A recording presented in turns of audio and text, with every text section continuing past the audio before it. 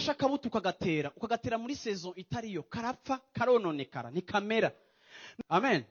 Rero ikintu no munsi numva muri iri jambo ugomba gusobanukirwa, ugomba kumenya yuko Imana yasezeranye, ariko kandi iyo Mana nyene yagusezeraniye irafise n'umwanya wayo. Haleluya. Irafise umwanya wayo. Yesu ashimwe cyane. Ndagomba gutumira abantu bose ngo twizere umwanya w'Imana. Yesu ashimwe cyane.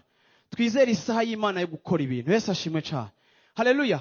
Reka ndakubwire, naho wowe ushonje gute ugasanga muhira batetse, ntushobora kugenda gufata isafuriya ikiri kumbabura. Sivyo?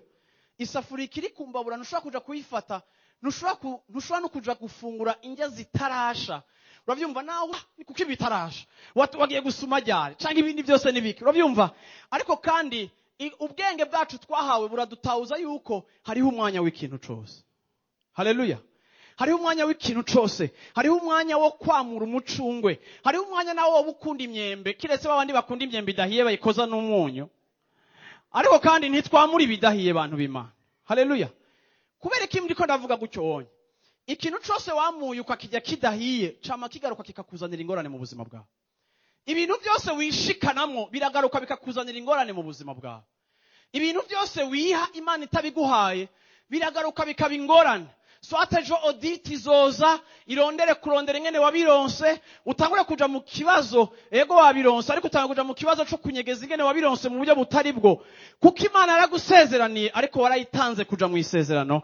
Ndakwifurije muri no mwaka ngo ici Imana cyose yavuze ku buzima bwawe ukirindire, kandi ukirindirana umwanya w'Imana. Igihe bizoba bigitevye ariko kandi urindira Imana yo kwizigirwa, igiye kubikora kandi izobikora neza, utarushe kandi utinyegeje, kandi uhawe umugisha mu buryo bwose n'akaruhuko. Hari abantu duhora tubona bashika mu iterambere bagatangura kugwaragurika rimwe na rimwe kuko yashitse mu iterambere mu bubandi bwinshi cyane, mu gihe yarakwiye kuryohererwa ibyo yashitseko, aho gatanguye kugwaragurika no kumera nabi kuko agiye arajera stress itari necessaire, yagiye arajera ibibazo bitari bikenewe. Ego umuryango wawe hari ibintu mwapfuye nibike, ariko ubanesha mu nzira zitari zimwe. Abana bawe ntibaja gutemberera abo bavukana, abana bawe ntibaja mu mihana, abana bawe niyo bari imbombo uvuga ngo urike ngo ndiye giguhaye ugazagoze, kuko uguma wikanga ko ahantu hose bagira bakuroge canke bagira baguhitane kuko wagize nabi. Ugasanga ego hari ibintu washitseko ariko kugira ngo ubimaintain kandi ubigirane amahoro, ugire na satisfaction. Ugomba gushika ahantu ugaruka nka Yakobo ukaza kwa Esau ukavuga uti pardon, narakwivye ibintu ariko sifise amahoro. Yesu ashimwe cyane. Haleluya.